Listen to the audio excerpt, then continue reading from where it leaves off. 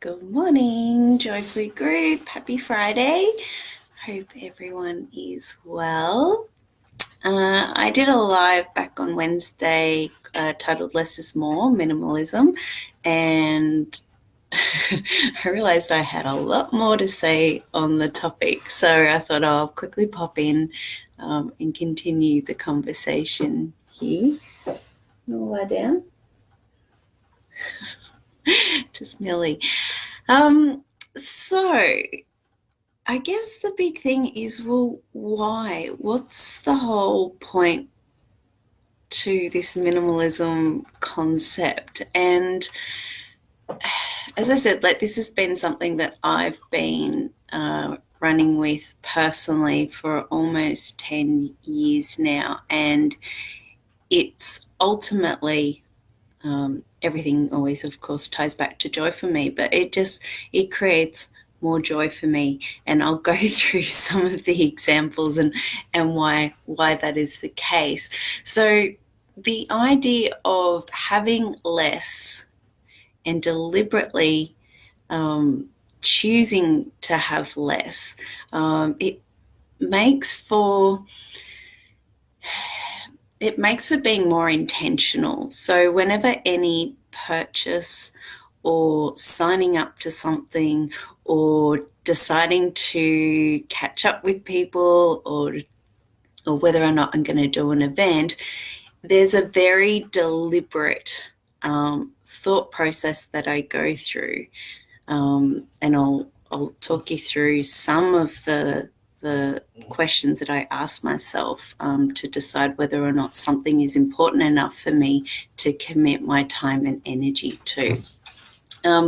So being deliberate and intentional and more focused, it really comes down to knowing, well, what's important to me so that I can run whatever the decision is through the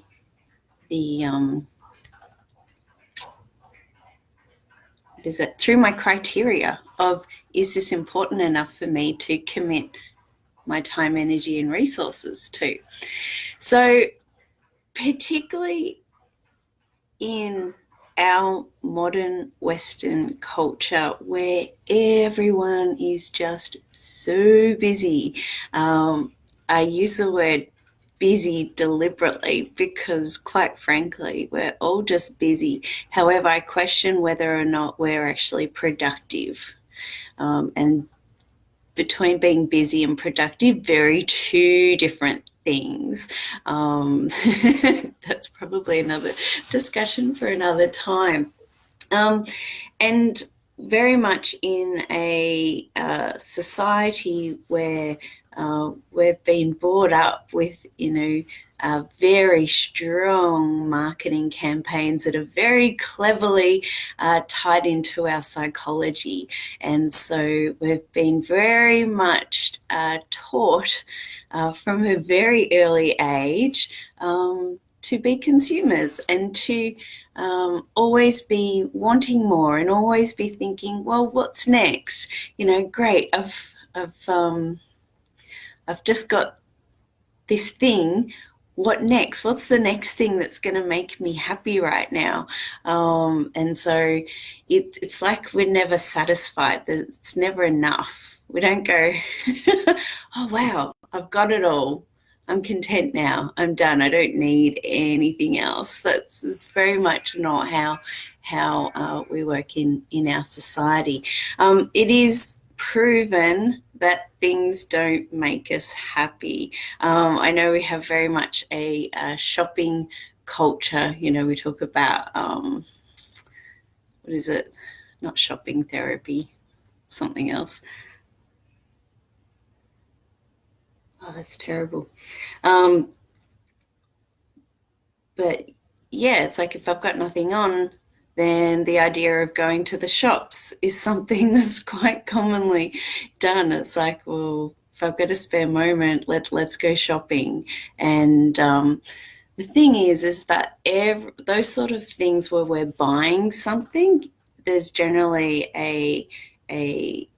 chemical reaction that we have where we have a increased level of happiness. However, it's temporary. It doesn't last long. It's a short-term buzz, and that then what happens is we then reset to our standard baseline happiness levels, whatever that may be. So the idea of buying things to make us happy is very temporary, and that's why quite often people say, oh, I love to shop. I love that short-term feel. However, it's temporary. It doesn't last. It doesn't enhance our lifestyle longer term. Obviously, there's a massive, like when we talk from a consumerist perspective, the the why on this is massive in terms of environmental impact, and I don't think I really mentioned that in the other lives. So, oh my gosh, it's so frustrating.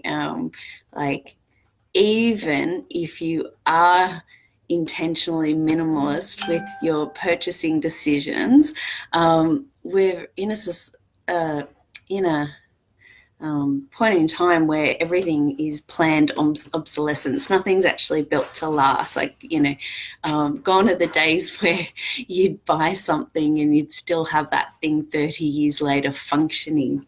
Can you not? So, our mobile phones, for example, generally they'll stop working after the 2-3 year point, so that we then have to run out and go get the upgrade and the new version, or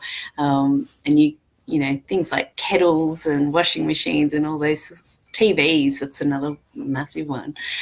So, of course, assisting in the idea of actually helping our environment by not having to always be buying more and constantly up our devices and bits and pieces. So that's the why,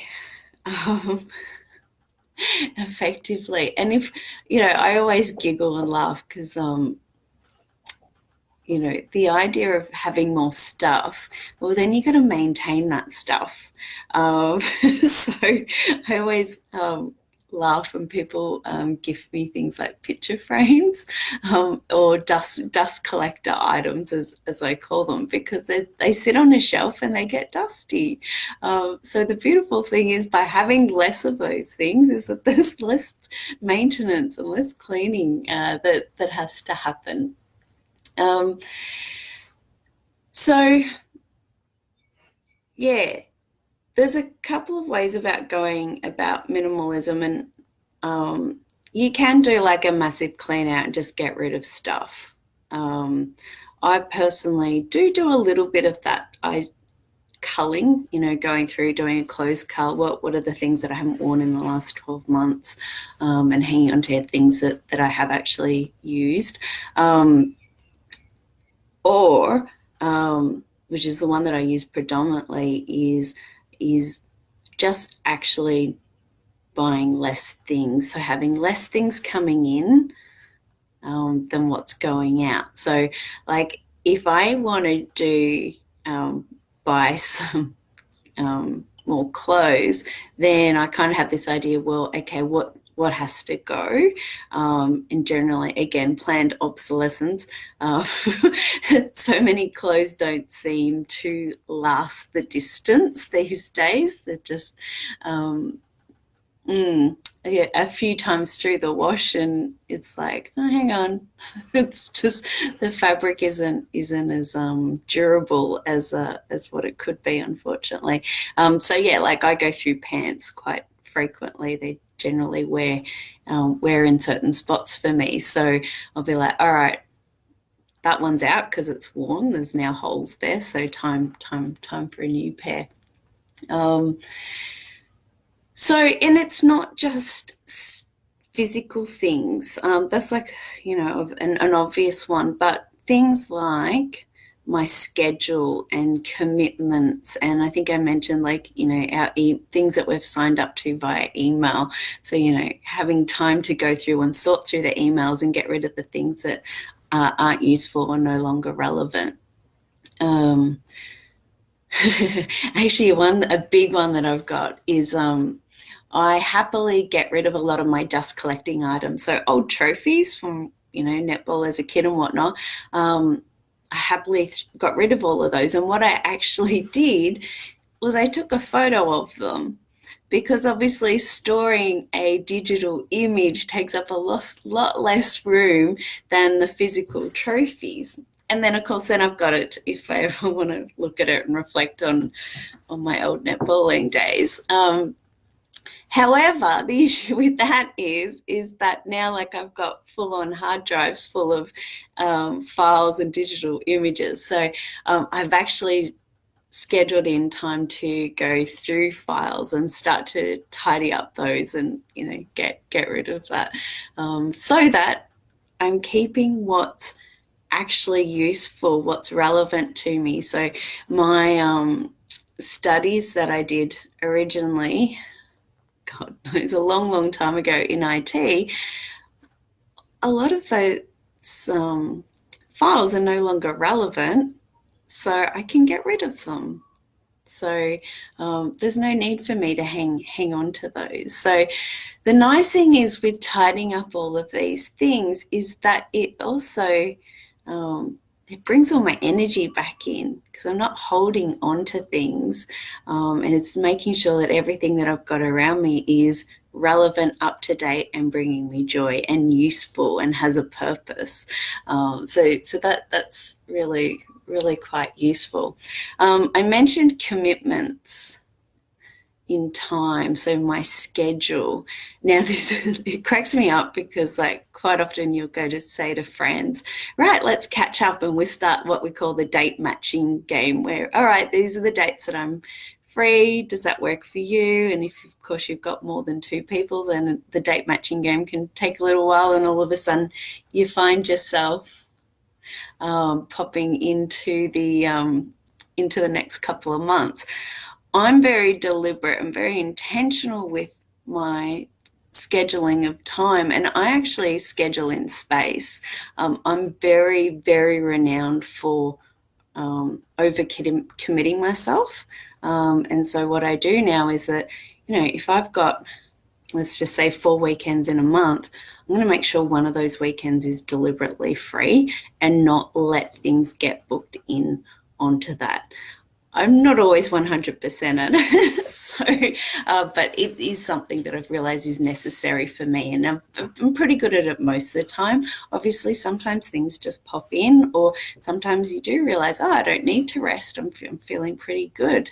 I've got plenty of energy to share with others. So I'm just reading James's comment. So I've created a sleep on it rule. So whenever, oh yes, great one. And I have done this myself. So I may have popped into the shops and seen something that has caught my eye, a nice, pretty colourful top. And it'll be something that I'm feeling a bit cold to. So I just go, all right, let's sleep on it. If it's something that's still in my mind the next morning, then it's like, okay, cool. That's something that's going to bring me more joy in my life, even if it's only temporary. Or might wake up the next day and go, oh yeah, gee, I'm glad, that wasn't something that was going to serve me and be useful to me. So yeah, love that one. Love that one. For sure. So the little criteria, so the criteria that I generally use is, first of all, will it bring me joy?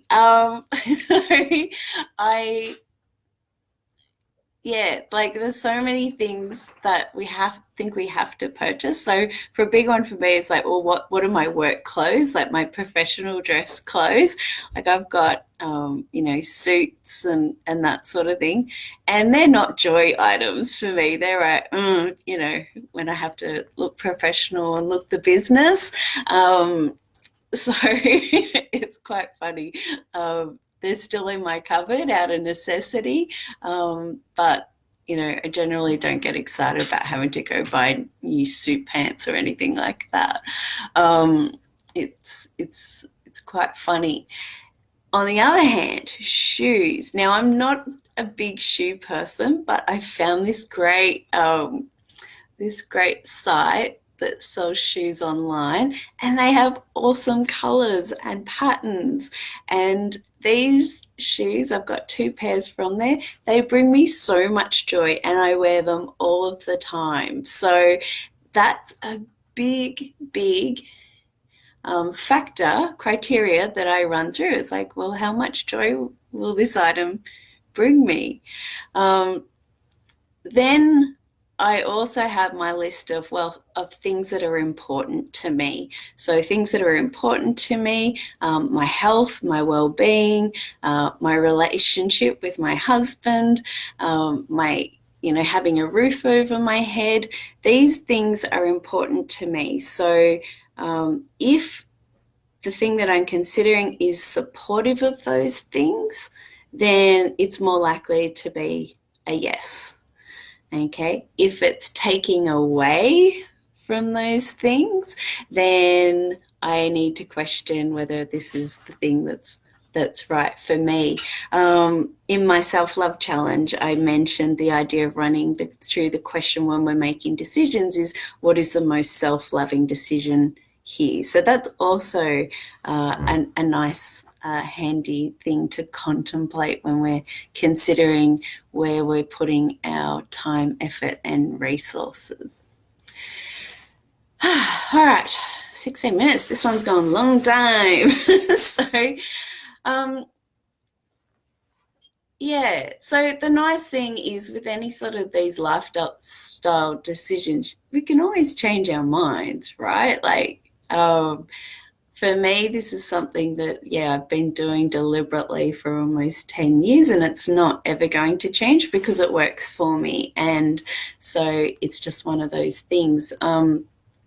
And like anything, you don't have to go mental and crazy and throw out everything that you own and go move into a tiny house, as tempting as that is.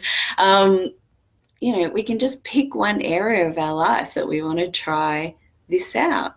How can less be more in this particular space for myself? So, you might look at your schedule and your commitments and things that you're showing up to, or the things that I'm signing up to for memberships or online trainings, and that sort of thing. What I would examine